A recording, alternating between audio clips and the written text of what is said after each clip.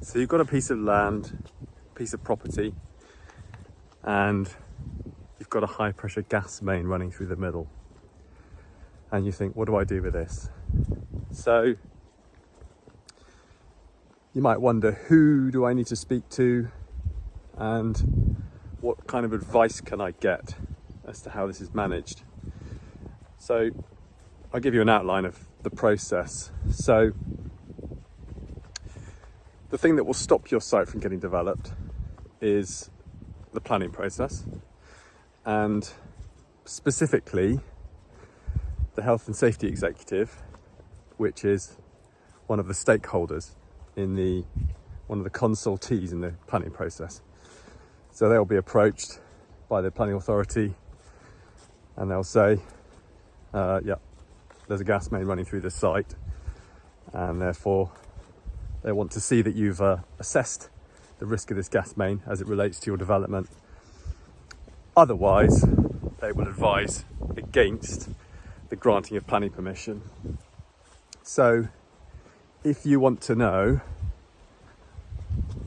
the specifics of what you can and can't do as it relates to things like high pressure gas mains, there's a couple of things you need to do first. You need to contact the HSE and send them a plan of your property.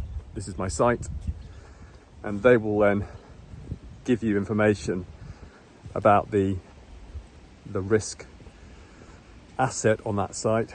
You know, there's a high pressure gas main, for example, and exclusion zones as it relates to that high pressure gas main. And then there's a document called the land use planning methodology, which you can Google. It's freely available, and this outlines what you can and can't do.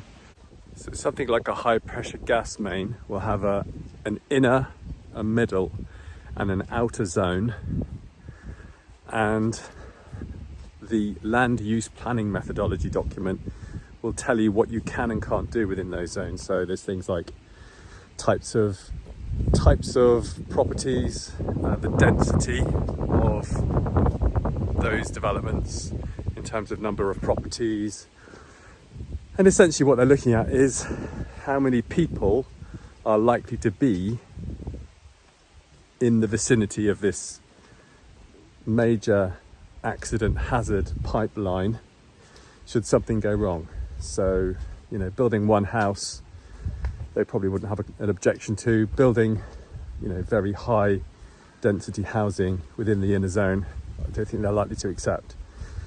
So if you follow their guidance and you show in your utility statement that you followed their guidance, then the health and safety executive are unlikely to advise against the granting of planning permission.